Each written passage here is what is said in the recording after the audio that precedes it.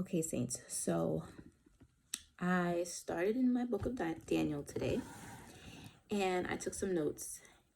And although, I remember some of these stories from Sunday school, I never read it as an adult. So I wanted to share some things with you. Okay, so here are my notes. So, first of all, the book of Daniel takes place in Babylon during the time of exile, right? So, all of these Israelites have been exiled to this place.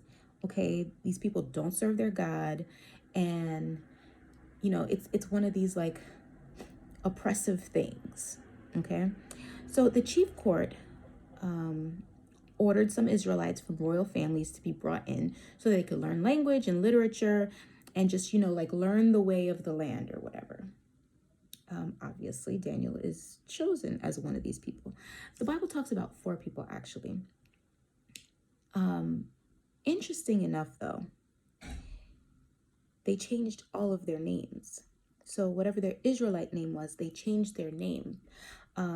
Daniel was changed to Belshazzar. Belshazzar means Bel, protect the king, right? And it's interesting that they changed their name because all of the Hebrew names have something to do with God. But the names that they changed them to has everything to do with their gods, like the Babylonian gods. Bel is a Babylonian god who comes from the god called Marduk. Now, just pause here for a second. I think it's very interesting that whenever someone's trying to wipe your identity and make you follow something else and change your identity, they start with your name.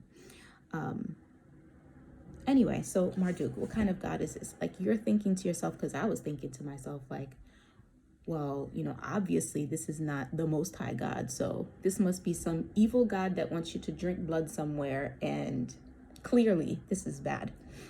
Actually, no. Marduk was the god of justice, compassion, healing, regeneration, magic, and fairness. Not fire and blood drinking and all the crazy things. So I feel like, are there things that happen in today's society? Are there things that people worship today that don't sound gory, that don't sound evil, that sound very uplifting and compassionate, healing and things like that? Yes, there are many, right? Doesn't matter because it's not God. Anyway, I digress. So the other 3 that were changed to Shadrach, Meshach, and Abednego. We know this story. Anyway, these young kids, right? Because the Bible doesn't really talk about how young they are, but after reading some into the end, you start to realize how many kings have gone through, and you realize that when Daniel was actually brought into this court, he was probably young. I did some research on the side, and it says around those times they would take kids as young as 14. So we have to believe that these are a bunch of teenagers. Okay, Daniel, Shadrach, Meshach, Abednego, or not Daniel, but Belshazzar. A bunch of kids. They're a bunch of teenagers. All right, put that in your mind. I have a teenager. Who, Jesus? I don't know what he would have done, how he would have responded. Anyway, so Daniel refused this food. They gave them food. They gave them wine. They gave them all this stuff because they were kind of in an academy of learning, right? Daniel refused this food, and he refused it for 10 days. And the guy in charge, right, he's like, what are you doing? Why are you refusing this food? If the king sees that you are not fed, off with my head, right? They're going to kill me. You need to, go eat and be merry and get fat and whatever. Because the kings back in these days did not play games, all right? Anyway, but so Daniel's like, nah, test me. Give me 10 days. Just give me vegetables. Just give me water. I'm going to show you. True enough, after the 10 days, they actually looked healthier, right? They looked healthier. They looked better. They were smarter. They were more equipped. And so the guy was like, oh, okay. Then continue. Do what you do. I have my thoughts as to why, which I will probably have to digress again we'll talk about that later. Anyway, so to the men, God gave knowledge and understanding. And to Daniel, Belshazzar, he gave visions and dreams. All right, so fast forward, right? It's time to go to work. We're no longer in class. We're no longer learning. Now we're in the job, all right? So the king Nebuchadnezzar had this dream, crazy dream. Now Nebuchadnezzar said, I need somebody to not only interpret my dream, but I want you to tell me what dream I had. So basically he's looking for a psychic, okay? I think it was interesting because no one had ever been able to like retell somebody else's dream. Like there are no psychics running around here. There are people that can interpret it, whether it's right or wrong. I mean, they don't know, but nobody's actually going around to like tell you what you dreamt. So he's asking for an impossible thing right now. And of course, you know, he calls his wise men and you know, his magicians and stuff like that. And can they do it? No. And they tell him that, right? They're like, yo, what you're asking for, nobody can do. So like, we can't tell you what your dream was. And so King Nebuchadnezzar, like most kings back in those days, was like, oh, you come against me, off with your head, right? I'm going to kill you. And not just you, I'm going to wipe out the whole court. All right, so Daniel prayed. Daniel comes, they say, I'm gonna do it for you, right? He prays, the Lord reveals to him, right? So he goes to the king and he tells him what his dream is. And he interprets it for the dream. And he glorifies God in the process. So I feel like, you know, this whole story is about glorifying the name of God. Because it wasn't really about the dream. It was really about, hey, your people, you asked to do this impossible task, couldn't do it. I just did it. And glory be to God, because he's the one that allowed me to do it. Immediately after that, the king made a statue. So wait, before the statue, right? The king is happy. He's like, oh my God, you know, this is great. This is wonderful. Oh, Daniel, you know, actually Belshazzar, right? Your God is great. Oh my God, this is great. This is wonderful. You're the only one that was able to do this. Threw him some gold and stuff. That's great, wonderful. Shortly after this, though, actually immediately after this, immediately, the king starts feeling himself again, right? And so he makes this big statue, and we know this story, right? Makes a big statue, says, hey, at the sound of the music, everybody has to fall down and worship me. Okay, sounds good, right? Again, this isn't like, oh, go drink blood somewhere and slay your firstborn. This is just like, hey, when the music drops, just sing praises to me. Wondering how in today's day that might be with like pop music. Okay, anyway, of course, who's this going to be an issue for? The Israelites, right? Shadrach, Meshach, and Abednego, we know the story, are like, yeah, I'm not going to do it. Again, think about this. These were children. These were teenagers. I wonder if my teenager would have stood up for them, for God. I got to do better as a parent. Anyway, I digress. So the king proclaimed, you know, they have to do this. Shadrach and Meshach and Abednego says no, throws them to the fiery furnace. Now, interesting enough, that the furnace was so hot that it killed the soldiers that were putting them into the furnace. That's how hot this thing was. So I think the Bible puts that in there because it's like, this is this little measly fire that you could have possibly gotten away from. You know what I mean? The Bible talks about how even the soldiers that were putting them into the fire died themselves. So, you know, it's kind of like, whoa, this was serious. Now, of course, we know the story. They were not touched. And not only were they not touched, when King Nebuchadnezzar went to look, he saw a fourth person that looked like the Son of God. Right? And so He takes them out of the furnace. He proclaims that these are the servants of the Most High God. Okay, wonderful. So this is the second time that God is glorified. Like, this is the second thing that has happened. That it's like, oh my goodness, this is the Most High God. This is the real God, right? King Nebuchadnezzar then, of course, as kings do, start to feel himself again. Has this dream. David interprets the dream, and he is stripped of his royal authority, right? Bible talks about how he was driven away to live with wild animals, like he was like wild animals. He had a mind like animals. So I would just like to say that he probably went crazy. And like just went out into the wilderness somewhere. I don't know. Now, interesting enough, he had already had a son. And so he had somebody in the line of succession, right? And who was his son? Belshazzar. Different from Belteshazzar, who was Daniel.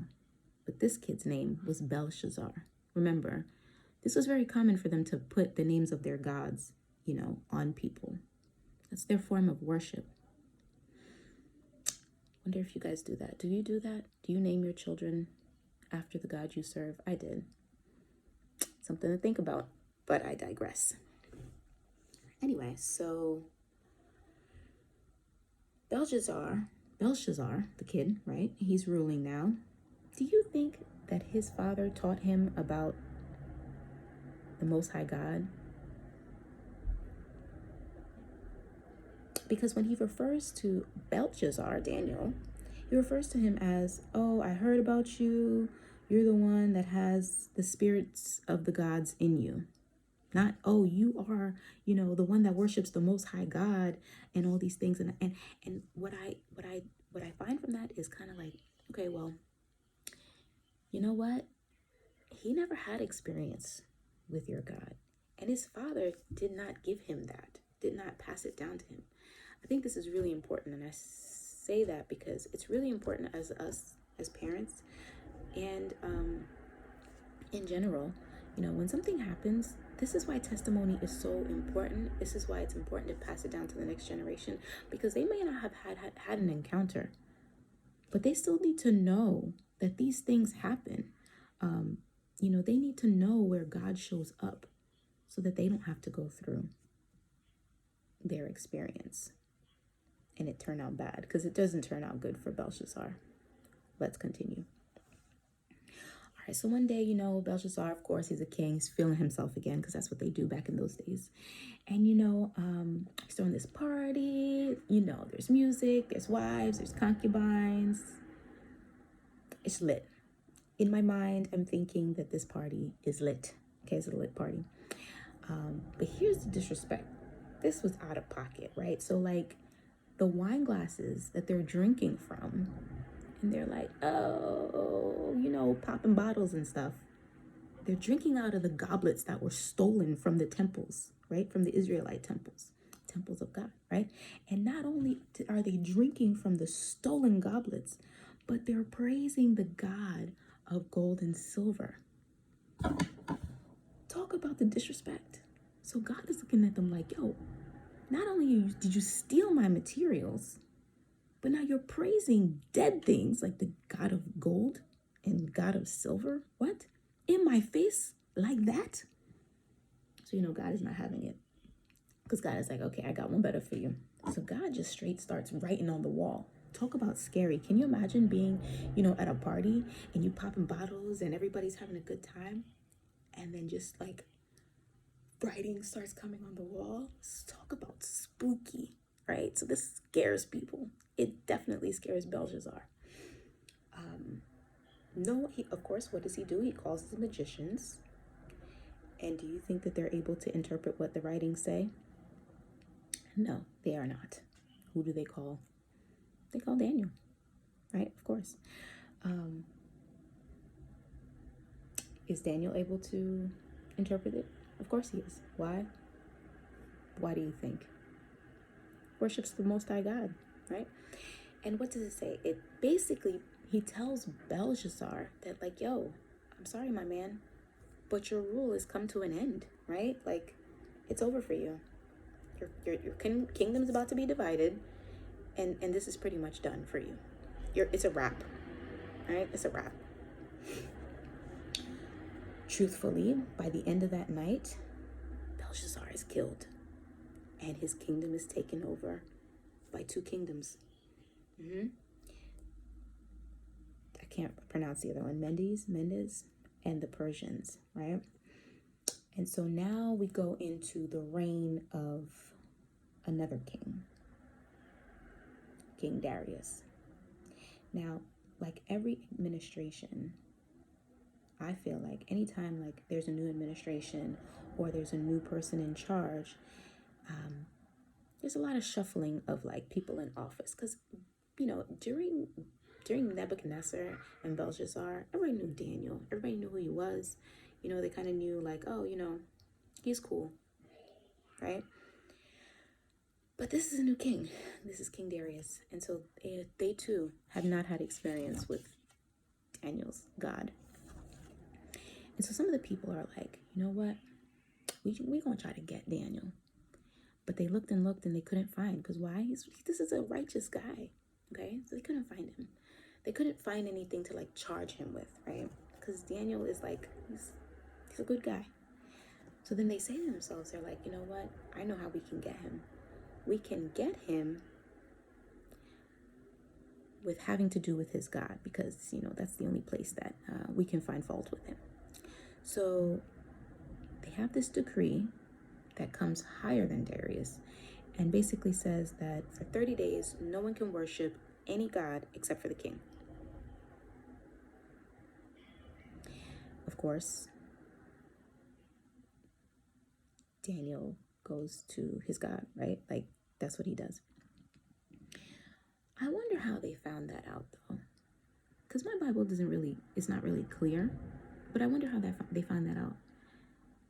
It indicates to me that prayer and worship was audible. Because sometimes, you know, we pray in our hearts and we say, yeah, I said a prayer in my heart. I probably, if I was in those times, would have prayed in my heart because I'm afraid to get killed. But I don't think that these people were praying in their heart, because how would he have gotten discovered, right? He does. King Darius is sad, right? Because, you know, he likes Daniel. But this is a decree. And, you know, he has to follow the rules and he can't be made to, like, look stupid. So, of course, he throws him in the lion's den. King Darius cannot sleep that night because he's like, oh, geez, you know, he's nervous. Throws him into the lion's den. The next day, bright and early, goes and rushes to the lion's den. Calls out for Daniel. Does Daniel respond? Yes, he sure does. Yes, he sure does.